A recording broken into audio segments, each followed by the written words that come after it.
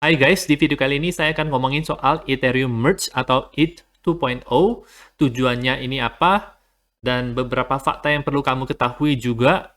Ada miskonsepsi yang beredar di investor, itu juga saya akan bahas, dan saya akan melakukan technical analysis untuk harga Ethereum, kira-kira target harganya berapa sehingga teman-teman bisa tahu kapan untuk menjualnya.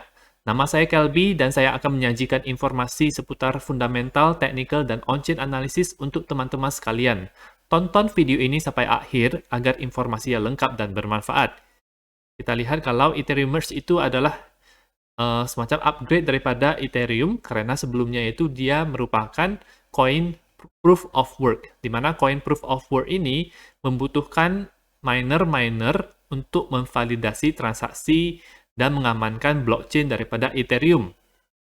Jadi, miner-miner ini kelemahannya adalah mereka menggunakan banyak sekali VGA, mesin-mesin komputer, untuk melakukan mining Ethereum. Dan ini sistemnya itu rebutan kompetisi. Jadi semakin banyak benda atau alat mining yang kamu gunakan, itu semakin besar peluang kamu untuk cuan.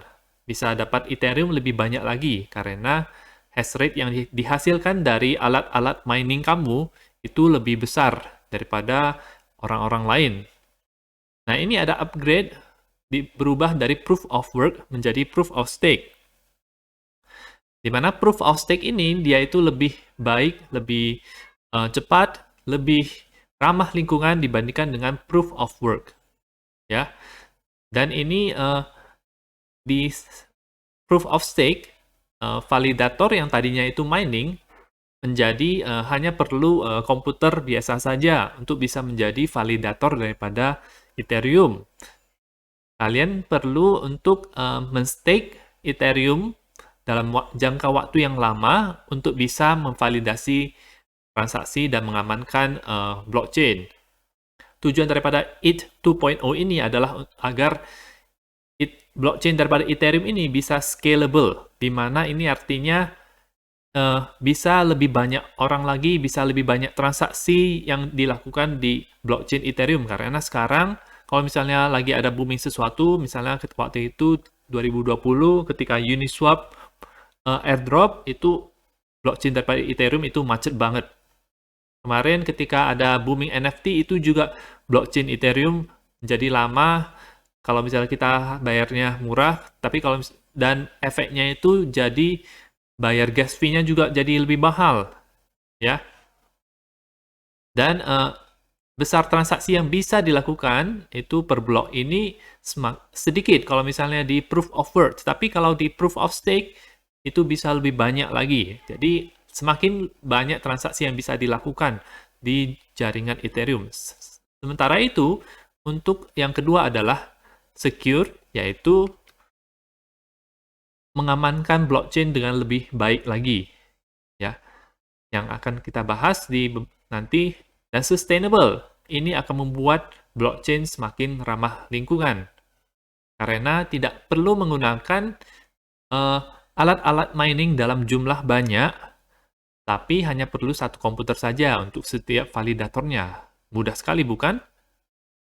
Dan sangat ramah lingkungan. Ada beberapa fakta yang perlu kamu ketahui soal Ethereum Merge ini atau Ethereum 2.0, di mana mining reward, jadi bagi yang mining, itu rewardnya akan berkurang dan akhirnya tidak akan ada mining Ethereum lagi. Jadi tidak ada gunanya lagi ketika merge ini sudah selesai dilakukan, sudah full.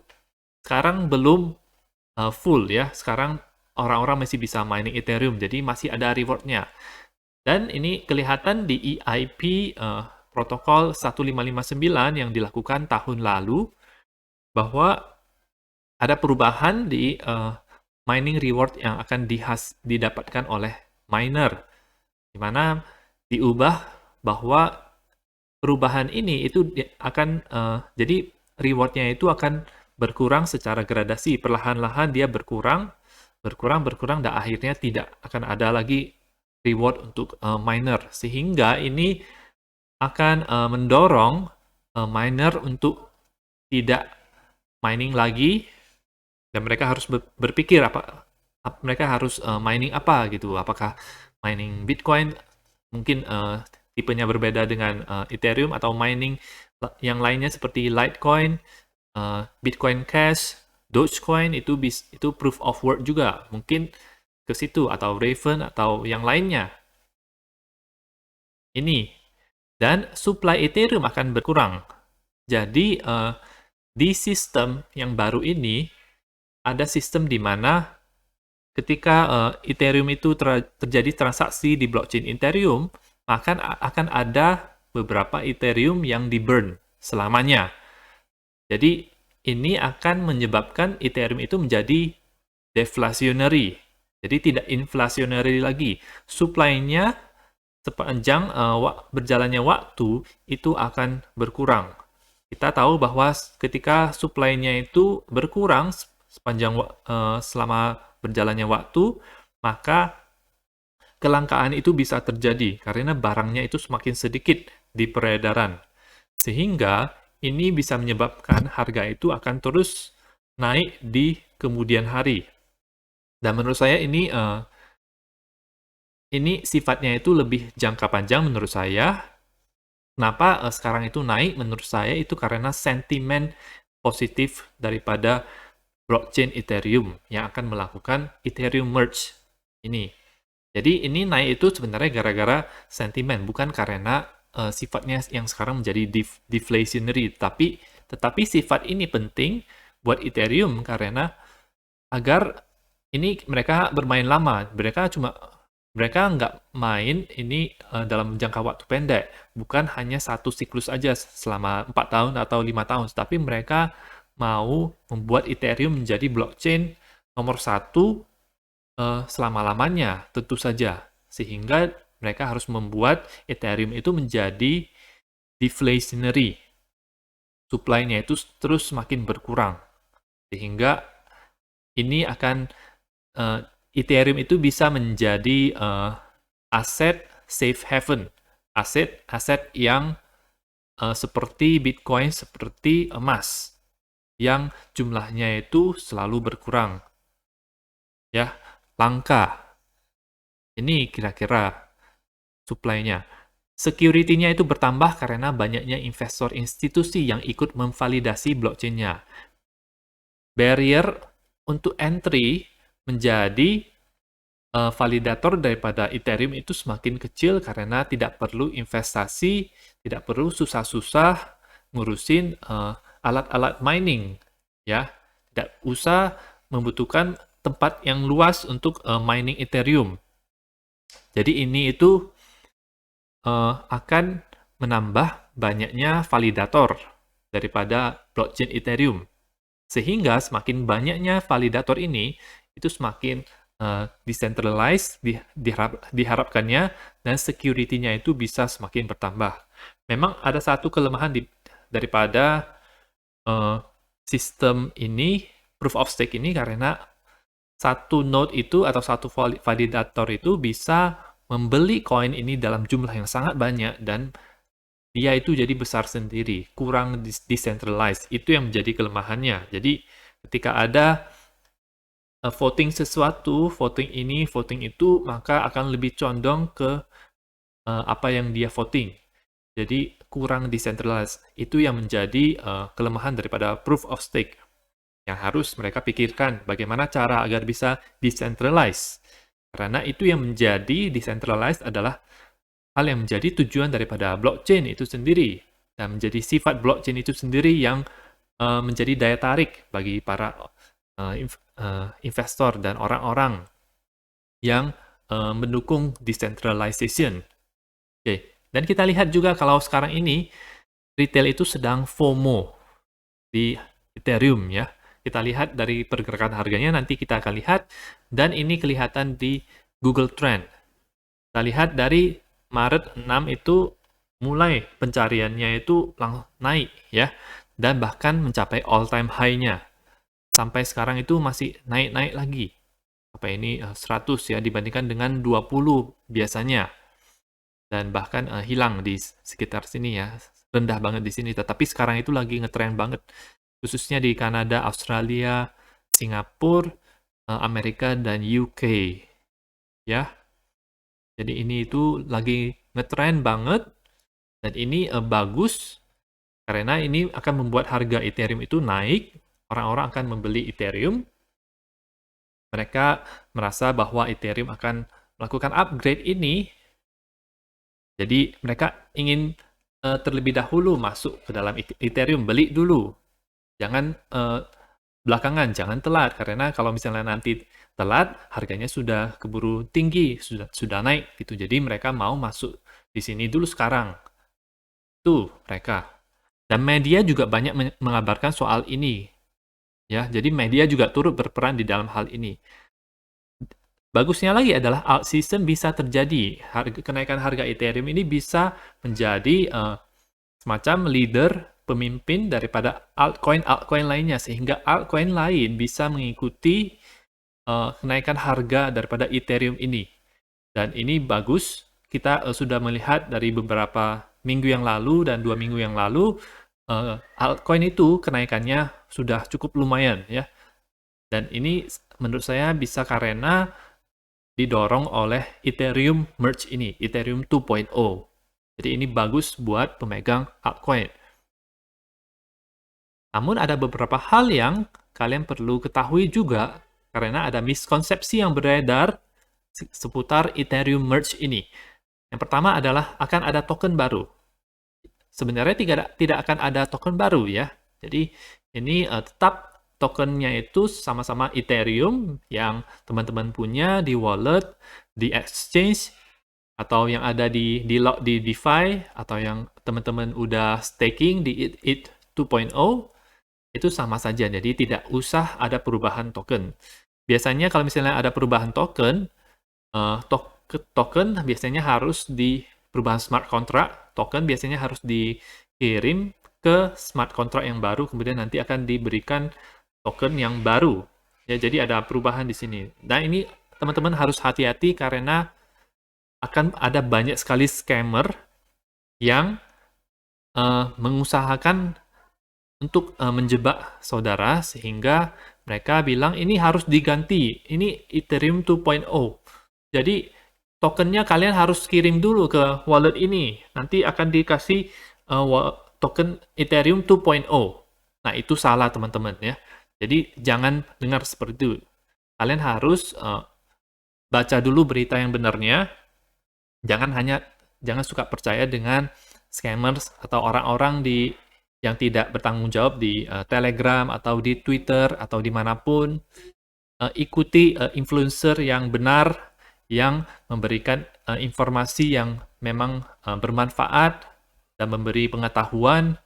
Jangan asal ikut informasi yang tidak bisa dipertanggungjawabkan. Jangan percaya informasi yang beredar di grup WhatsApp, tiba-tiba dari sini atau di Telegram itu.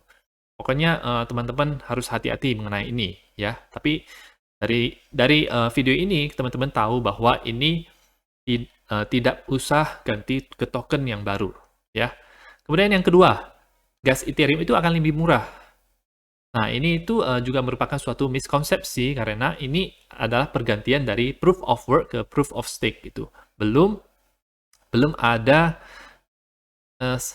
suatu perubahan yang signifikan ke gasnya. Meskipun ada perubahan di sistem gasnya karena sebagian daripada Ethereum itu akan di burn ya. Jadi sehingga Ethereum bersifat deflationary. Selain itu, sistem daripada pemilihan transaksi mana yang akan dijalankan itu ini juga sifatnya ini lebih otomatis dibandingkan dengan sebelumnya. Ya, jadi ini menurut daripada salah satu developer di Ethereum Foundation, jadi gas Ethereum itu tidak akan lebih murah. Ya, belum ya. Menurut saya ini nanti akan lebih murah ketika teman-teman menggunakan layer 2 atau sidechain seperti Polygon, atau ketika dia sudah beralih ke sharding. Ya, nanti akan kita bahas juga mengenai sharding. Selain itu, ini juga ada informasi yang beredar, yaitu sudah ada tanggal update-nya. upgrade-nya. Katanya musim panas ini, yaitu biasanya Mei, Juni, Juli, daerah-daerah situ, Agustus, September ya. Yang benar adalah belum ada tanggalnya, teman-teman. Jadi, ini semacam bisa saja rumor yang dibuat oleh investor besar Ethereum, di mana mereka membayar media untuk mulai menyuarakan tentang Ethereum Merge 2.0. Karena Ethereum ini, selain Bitcoin, Ethereum ini juga dipegang oleh institusi-institusi besar. Market cap-nya itu sudah cukup besar untuk bisa dijadikan untuk mereka beli ya. Kalau misalnya market cap-nya itu terlalu kecil, itu belum cocok lah untuk jadi barang institusi. Tapi ini itu Ethereum itu barang yang bagus banget buat mereka, barang yang ya blockchain nomor satu. Kalau dilihat dari perkembangannya, market cap-nya juga sudah cukup. Jadi itu yang menjadikan institusi ini mungkin mereka mau pom-pom nih Ethereum ya. Jadi itu yang menurut saya teman-teman perlu perhatikan mengenai Ethereum Merge ini. Yang pasti ini sekarang-sekarang ini itu akan menaikkan harga Ethereum karena sentimen sekarang berubah menjadi positif untuk Ethereum dan bagus sekali, dan ini bisa menjadi kesempatan bagi teman-teman untuk investasi di Ethereum. Kalau misalnya teman-teman bisa manajemen keuangannya dan bisa beli dan jual di waktu yang tepat ya, dan untung. Sekarang kita akan lihat untuk prediksi harga Ethereum ke depannya, di mana kita lihat ini, dia sudah menembus garis neckline yang cukup penting ini. Garis neckline ini berada di angka 3.275. Kemarin sudah tembus ke atas, dan sekarang naik lagi. Ya, ini bagus banget buat Ethereum. Target harganya adalah ini, jadi adalah W pattern atau double bottom. Jadi kita tarik garis dari neckline ini sampai ke bawah ini. Kemudian kita taruh di sini tempat di mana terjadi breakout.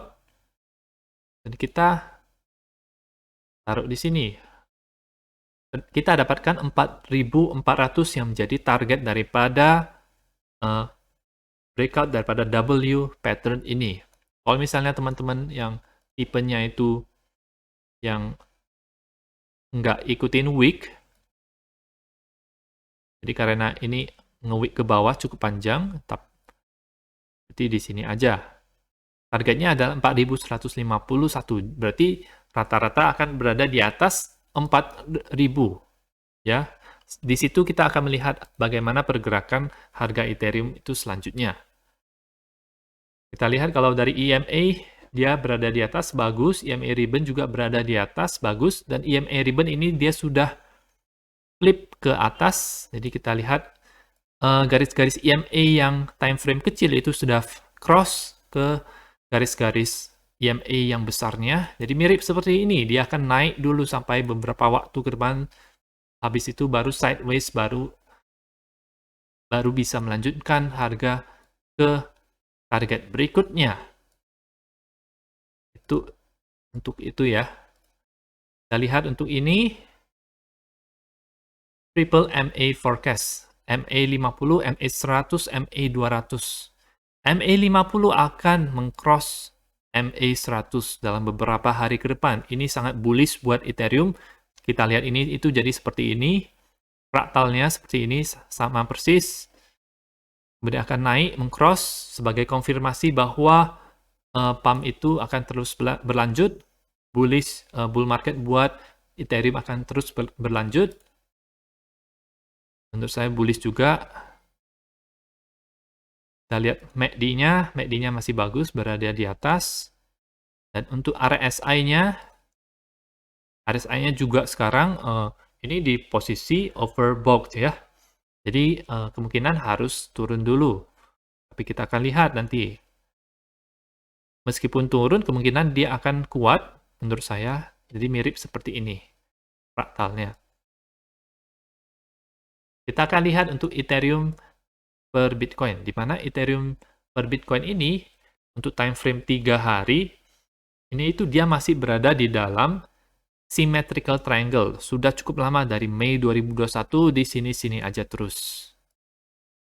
Namun kita lihat dari Maret dia bottom di sini dan akan naik ke sisi atas daripada triangle ini, yaitu di daerah 0,0726. Kemungkinan akan bisa terjadi breakout menurut saya karena dari sisi sentimen itu positif, dari media itu juga menyampaikan kabar yang positif, dan orang-orang sudah berpikir bahwa musim panas itu akan terjadi Ethereum merge. Jadi eventnya di tanggal segitu gitu. Kalau misalnya breakout di daerah sini,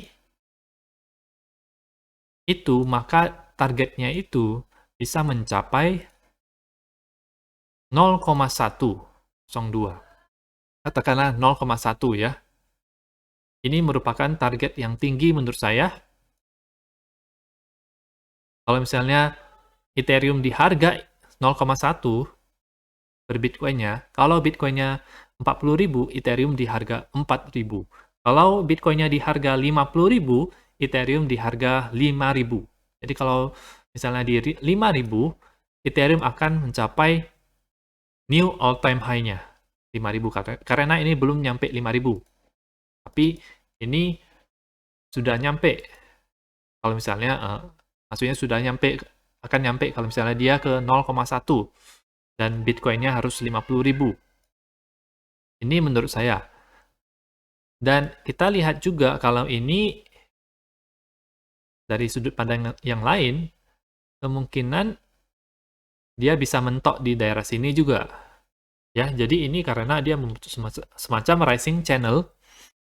Kalau kita gabungkan garis resistance ini, jadi mentoknya di 0,093, jadi tidak jauh dari situ. Jadi paling ke daerah 4.500 lebih. Kalau misalnya Bitcoin-nya itu di angka 50.000. Target selanjutnya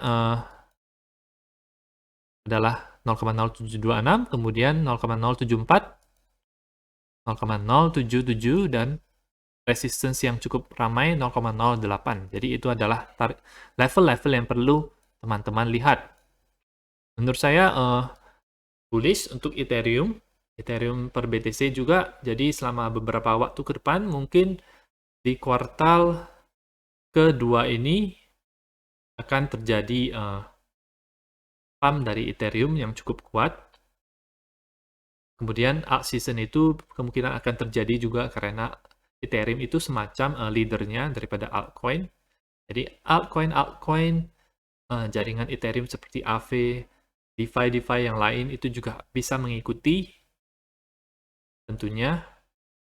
Dan ya prediksi saya masih akan terjadi alt season di Q2 dimulai dari bulan April ya teman-teman. Jadi itu yang menjadi bet saya untuk Q2. Nah, sekian untuk analisa mengenai Ethereum, mengenai fundamental yang perlu teman-teman ketahui dan juga analisis teknikal daripada Ethereum. Semoga informasinya bermanfaat buat teman-teman. Teman-teman bisa dukung channel saya dengan mengklik like dan subscribe. Sampai jumpa di video selanjutnya.